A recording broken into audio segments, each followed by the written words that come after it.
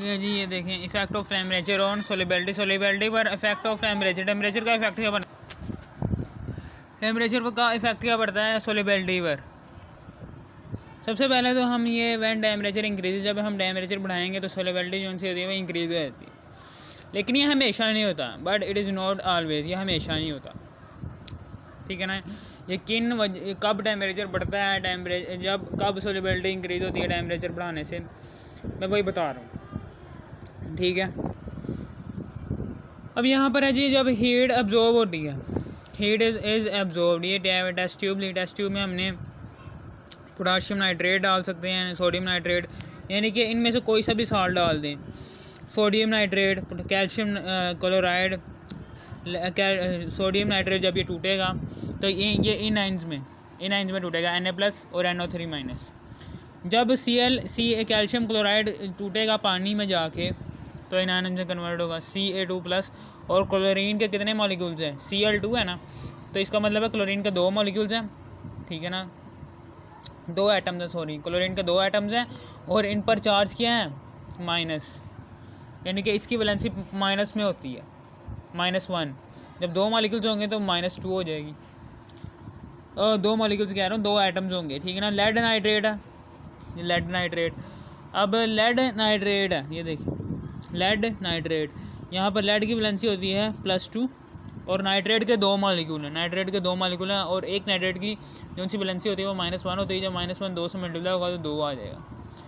Potassium chloride आगे है, potassium chloride जो सा है ये K+ और Cl- में टूटेगा। ये 2 आइंस हैं K+ और Cl- आइंस, यहाँ पर 2 आइंस हैं नाइट्रेट के और एक आइन की पर चार्ज है माइनस, ठीक है ना। यहाँ पर 2 आइंस हैं क्लोराइड के और हर एक आइन पर नेगेटिव चार्ज, मैं एटम का ही जा रहा हूँ, ये आइंस हैं, ठीक है ना। ये K+ है, Cl- में टूट गया। सोडियम क्लोराइड है, सोडियम क्लोराइड भी Na+ और Cl- में टूट जाता है, ये Na+ में टूट गया और Cl- में टूट गया। फिर इसी तरीके से आगे है जी K2 पोटाशियम क्रोमियम ऑक्साइड, ठीक है ना। ये पोटाशियम जो सा है ये K+ में टूट जाएगा, ठीक है। और ये बाकी रह गया ये जो सा पोटाशियम क्रोमियम सल्फेट, इसकी बात कर रहा हूँ कि जो सा ये पोटाशियम है, पोटाशियम जो सा है ये K+ में टूट जाएगा, ठीक है ना।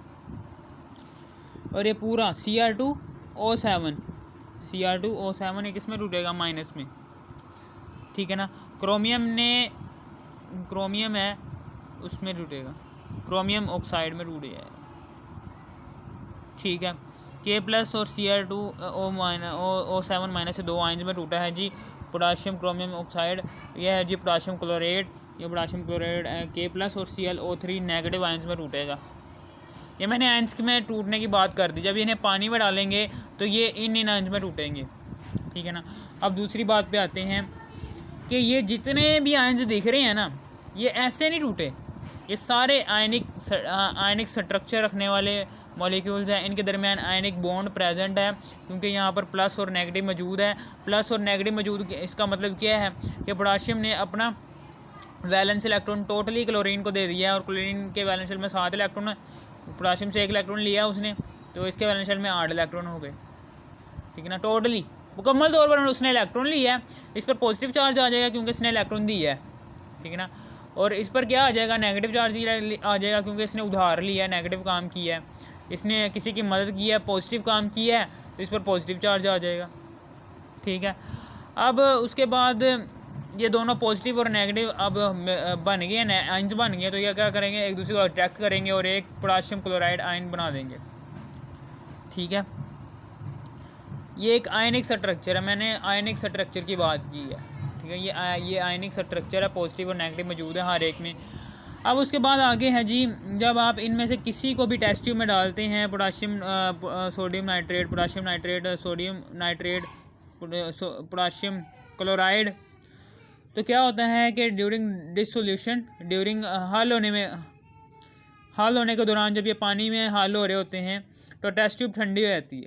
क्यों ठंडी होती है, उसकी वजह ये है कि जब इनको डाला जाता है तो इनके बॉन्ड जो उनसे होते हैं वो आसानी से ब्रेक नहीं होते, इनके बॉन्ड क्या है, आयनिक बॉन्ड आसानी से ब्रेक नहीं होता, उसमें पॉजिटिव और नेगेटिव जोन सा होता है, ये आपस में खींच कर रखता है एक दूसरे को। आयनिक बॉन्ड बहुत ज़्यादा स्ट्रॉन्ग होता है, इसको तोड़ने के लिए क्या करते हैं, ये जो उनसे मिसाल को पोटाशियम नाइट्रेट हमने डाला हुआ है, ठीक है ना, ये वाला पोटाशियम नाइट्रेट, ठीक है ना, ये वाला डाला हुआ है हमने, ठीक है ना, पोटाशियम नाइट्रेट डाला हुआ है इसके अंदर, और H2 भी है। अब ये दोनों पोटाशियम और पोटाशियम प्लस होता है, के ऊपर प्लस चार्ज, NO3 के ऊपर माइनस चार्ज, दोनों आयंस में टूटे, अभी नहीं टूटेंगे, ठीक है ना। पहले क्या होगा, पहले KNO3 जो उनसे हैं ये पानी में डिज़ोल्व होना चाहता है, तो इसके लिए क्या होगा, ये जब ये बॉन्ड ब्रेक होगा तभी ये टूटेंगे ना, ये बॉन्ड जो उनसा है ये ब्रेक होगा तभी ये आयंस में टूटेंगे। अब ये टूटे नहीं है, ये KNO3 का एक पूरा मॉलिक्यूल है, एक पूरा कंपाउंड है KNO3 का। अब जब ये कंपाउंड जो उनसा है, ये वाला कंपाउंड, ये क्या करता है, ये सराउंडिंग से हीट को जज़ब करता है, ये हीट को जज़ब किया इसने, हीट एब्जॉर्ब की, जैसे ही हीट एब्जॉर्ब करता है तो ये K+ और NO3 नेगेटिव आयंस में टूट जाता है। K+ जो सा है, चूँकि पानी है, वाटर में H+ और OH नेगेटिव आयंस होते हैं, ये H+ जो सा है ये इसके पास जाएगा, HNO3 बना देगा, और ये जो सा K+ है ये OH नेगेटिव के पास जाएगा तो KOH बना देगा। ये हो गया जी हमारे पास रिएक्शन, ठीक है ना। अब चूँकि टेम्परेचर सराउंडिंग से क्या हुआ है, हीट जज़ब हुई है, जिसकी वजह से हीट यहाँ से गई है, सराउंडिंग से हीट अंदर गई है, तो यहाँ पर टेम्परेचर डिक्रीज़ हो जाएगा, ठीक है ना। ओके, समझ आ गई। जैसे टेम्परेचर डिक्रीज़ होगा ना, टेम्परेचर कम होगा तो ये टेस्ट ट्यूब जो सी है वो हमें ठंडी लगेगी, ठीक है ना। अब आप ये भी सोच सकते हैं कि भाई टेम्परेचर तो यहाँ पर बढ़ना चाहिए था, क्योंकि हीट जो सी है वो एब्जॉर्ब हुई है, ठीक है ना, हीट एब्जॉर्ब हुई है सराउंडिंग से, तो टेस्ट ट्यूब का टेम्परेचर क्या होना चाहिए था, बढ़ना चाहिए था, ठीक है ना, क्योंकि मॉलिक्यूल की काइनेटिक एनर्जी बढ़ेगी। अब क्यों टेम्परेचर नहीं बढ़ा, मैं ये बताता हूँ कि जैसे ही मिसाल के तौर पर आप ना ये देखें कि ये जब टूटते हैं ना आयंस, ये देखें हीट तो एब्जॉर्ब हुई है, लेकिन वो सारी हीट ने इस बॉन्ड को ब्रेक किया है, सारी हीट ने इस बॉन्ड को ब्रेक किया है, ना कि इस मॉलिक्यूल ने अपने अंदर जज़ब किया है।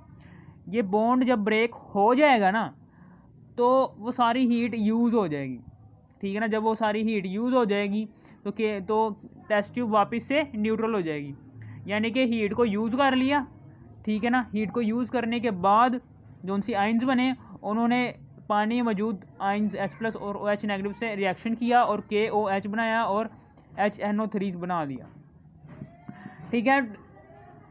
ये हीट इस्तेमाल हो गई है, ठीक है ना। हीट इस्तेमाल होने की वजह से टेस्ट ट्यूब का टेम्परेचर पहले जैसा ही रहेगा, बल्कि और सराउंडिंग का टेम्परेचर कम हो जाएगा, ठीक है ना। सराउंडिंग का टेम्परेचर कम होने की वजह से हमें टेस्ट ट्यूब ठंडी लगेगी, ठीक है ना, क्योंकि वो हीट जो उनसी है वो मॉलिक्यूल ने जज़ब की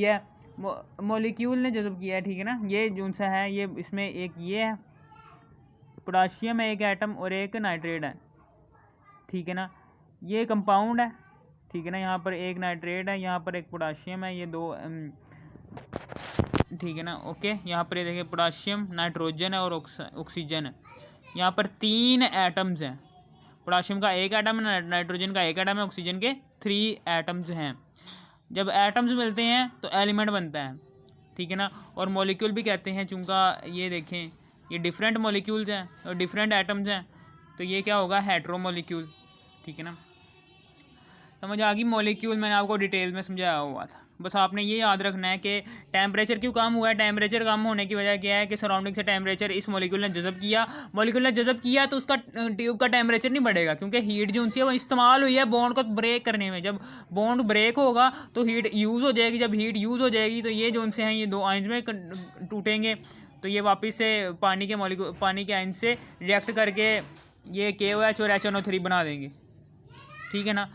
अब टेम्परेचर कम हो गया सराउंडिंग का, इसलिए हमें बाहर से ये टेस्ट ट्यूब ठंडी लगेगी, ठीक है ना। ओके, समझ आ गया। अब उसके बाद आगे है जी, ये देखें कि यहाँ पर मैंने सारा लिखा हुआ है कि KCl लिक्विड स्टेट में होता है, इस बॉन्ड को आयनिक बॉन्ड कहते हैं। ये आयनिक बॉन्ड है due to positive and negative force, strong force की वजह से ये आयनिक बॉन्ड रखता है जी। यहाँ पर आयनिक बॉन्ड है, ये K+ है और Cl नेगेटिव है। पोटाशियम के ऊपर पॉजिटिव चार्ज होता है, क्लोरीन के ऊपर नेगेटिव चार्ज होता है। अभी बॉन्ड अभी टूटेगा जब ये बॉन्ड ब्रेक होगा। चूँकि ये आयनिक बॉन्ड जो सा है बहुत स्ट्रॉन्ग है, जिसकी वजह से बहुत ज़्यादा एनर्जी अब्जॉर्ब होगी, हीट एनर्जी बाहर से, सराउंडिंग से, ठीक है ना, जिसकी वजह से बाहर का टेम्परेचर बहुत ज़्यादा डिक्रीज़ होगा, बहुत ज़्यादा डिक्रीज़ होगा, क्योंकि बहुत ज़्यादा एनर्जी यूज़ हो रही है इस बॉन्ड को ब्रेक करने के लिए। जैसे ही वो हीट यूज़ हो जाएगी तो ये K+ और Cl नेगेटिव आयंस में टूट जाएंगे, बॉन्ड ब्रेक हो जाएगा। तो ये फ्रॉम सराउंडिंग मॉलिक्यूल्स की वजह से फ्रॉम सराउंडिंग से मॉलिक्यूल्स हीट जज़ब करेंगे, जज़ब करने के बाद इनकी, ठीक है ना, और फिर जज़ब करने के बाद ये जो सा बॉन्ड ब्रेक हो जाएगा, हीट यूज़ हो गया, हीट यूज़ होने की वजह से ये टेम्परेचर जो सा होगा इसका मॉलिक्यूल, ये टेस्ट ट्यूब का, ये गिर जाएगा। हीट यूज़ हुई है इस बॉन्ड को ब्रेक होने में, ना कि ये मॉलिक्यूल्स ने जज़ब किया अपने अंदर और बाहर निकल गए सतह से, ऐसे नहीं हुआ। इन्होंने बस ये बॉन्ड ब्रेक किया और बस रिएक्ट किया है इनसे, जिसकी वजह से टेम्परेचर जो है सराउंडिंग का बहुत लो हो जाएगा। बहुत लो होने की वजह से आप टेस्ट ट्यूब को हाथ लगाएंगे ना जब, तो वो सराउंडिंग में ही आता है ना, सराउंडिंग में का टेम्परेचर कम हो गया है, तो जैसे हम ट्यूब को हाथ लगाएंगे तो वो ठंडी लगेगी हमें, ठीक है, मैंने आपको बता दिया है। अब ये देखें यहाँ पर एक ग्राफ बना हुआ है जी, ये सोल्युबिलिटी है, ये सोल्युबिलिटी है grams of salt dissolved in 100 gram of water, यानी कि 100 ग्राम वाटर के 100 ग्राम है, उसमें जो सा साल्ट है वो कितना ग्राम्स में जज़ब हुआ है, यानी कि 100 ग्राम वाटर है, उसमें साल्ट के कितने grams, how many grams dissolve in beaker, वो ये कह रहा है। ये 0 से शुरू हो रहा है, ये 10 तक जा रहा है, 100 तक जा रहा है। यहाँ पर टेम्परेचर जैसे जैसे हम इंक्रीज़ कर रहे हैं तभी वैसे वैसे ही ये मॉलिक्यूल जो उनसे हमें टूट रहे हैं आइंस के अंदर। ये मिसाल के तौर पर मैं शुरू से समझाता हूँ। जब जैसे ही सोल्युबिलिटी जो उनसी है इसकी 70 और 80 के दरमियान है, ये देखें, ये मैं आपको ग्राफ समझाना चाह रहा हूँ। KNO3 है, सोडियम नाइट्रेट है, ये 40 और 50 के दरमियान जो सा ये है ना, 40 और 50 के दरमियान ये वाली जो सी है, ये इधर जा रहा है ना, 40 और 50 के दरमियान जो सा टेम्परेचर है 45, उस पर ये ब्रेक होगा आइंस के अंदर और ये सोल्यूबल हो जाएगा, ठीक है ना। 70 और 80 पर ये सोल्यूबल हो जाएगा। 70 ग्राम है जो कि वाटर में डिज़ोल्व हो जाएगा एट दिस टेम्परेचर 45 सेल्सियस के टेम्परेचर पर। फिर इसी तरीके से ये 50 और 55 ग्राम जो सा है ये कैल्शियम क्लोराइड है, जो कि 100 ग्राम वाटर के अंदर हल है, और ये 25 सेल्सियस टेम्परेचर पर ये पानी में डिज़ोल्व हो जाएगा, आइंस में तब्दील हो जाएगा। फिर इसी तरीके से आगे है जी 30 और 40 है 35 ग्राम लेड नाइट्रेट है, जो 100 ग्राम पानी में हल है, 100 ग्राम पानी के अंदर हल है, ठीक है ना। और जब इसका टेम्परेचर बढ़ाएंगे 60 से 70 यानी कि 65 सेल्सियस करेंगे, तब ये लेड नाइट्रेट आइंस में चेंज हो जाएगा। फिर इसी तरीके से KCl है, पोटाशियम क्लोराइड है, जब इसे 25 ग्राम है, 25 ग्राम KCl को जब हम पोटाशियम क्लोराइड को जब हम 100 ग्राम वाटर में हल करेंगे ना, जब हम 25 ग्राम पोटाशियम क्लोराइड को 100 ग्राम वाटर में हल करेंगे, तो इसका टेम्परेचर जो सा है ये 100 सेल्सियस टेम्परेचर पर पहुंचेगा, फिर जाके ये टूट जाएगा, पानी के अंदर ही टूट जाएगा। कितने 25 ग्राम KCl 100 सेल्सियस पर 100 ग्राम वाटर में टूट जाएगा। फिर इसी तरीके से NaCl है, NaCl भी 35 ग्राम है, जो कि 100 ग्राम वाटर में 100 सेल्सियस पर, ठीक है ना। ये सीधी लाइन का क्या मतलब है, आप टेम्परेचर जो सा है ये जज़ब होता है 100 सेल्सियस कांस्टेंट टेम्परेचर पर ये जज़ब हो जाएगा। NaCl जो सा है वो 100 ग्राम वाटर में 25 ग्राम NaCl है, जो कि 100 सेल्सियस पर टूट जाएगा।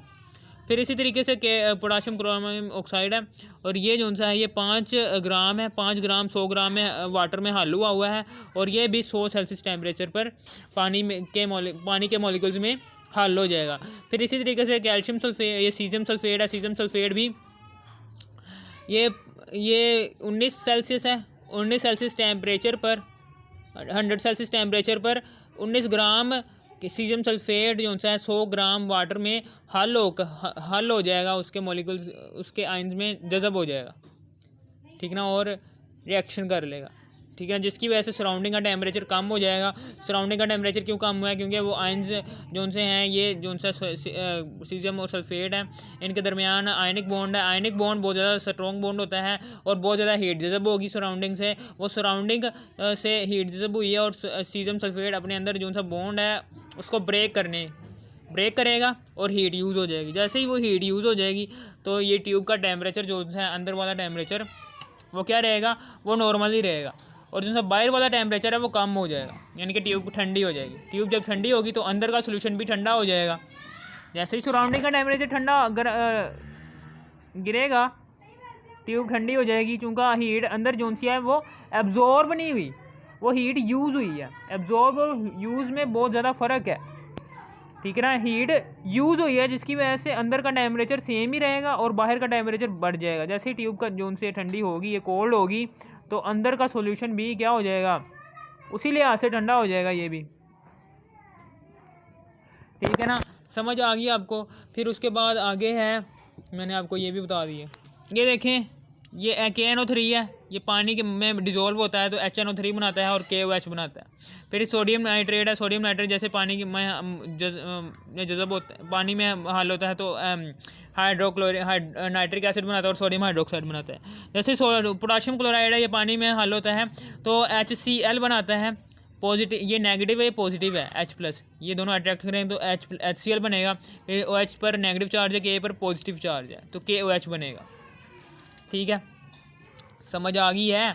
K+OH negative KOH, H+NO3 negative HNO3, ठीक है ना। Na+OH negative NaOH, NO3 minus H+, HNO3, Cl negative Cl negative H+, HCl, K+OH negative KOH। यहाँ पर एक वो भी लिखी हुई है कि सॉल्वेंट जो सा है जब सोल्यूट में हल होता है तो हीट को जज़ब करता है। जब जैसे ही वो हीट जज़ब होती है और बॉन्ड टूटता है तो सॉल्यूशन बन जाता है।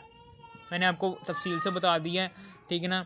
ओके, ये हो गया हमारा क्लियर टॉपिक। अब यहाँ पर जो सा हमने क्या जाना है, यहाँ पर हमने जाना है कि जैसे ही सराउंडिंग का टेम्परेचर गिरता चला जाएगा, उतनी ही सोलिबिलिटी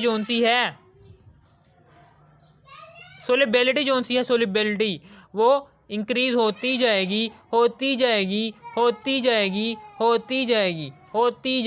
हमने ये सीखा है। यहाँ पर टेम्परेचर के गिरने की वजह से सोलिबिलिटी इंक्रीज़ हो रही है, ठीक है ना। समझ आ गई आपको? हमने यहाँ पर ये सीखा है। ये